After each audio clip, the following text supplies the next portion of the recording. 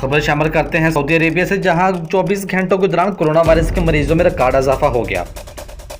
Saudi वजारत सेहत के तर्जमान मोहम्मद अलबाद अली ने सहाफ़ियों को बताया कि पिछले 24 घंटे के दौरान मुल्क भर में कोरोना के 1687 नए केसेस आए। उनका मजीद कहना था कि मुल्क में कोरोना के मरीजों की कुल तादाद 32,000 के करीब हो गई है, जबकि मरने वालों की तादाद 290 है।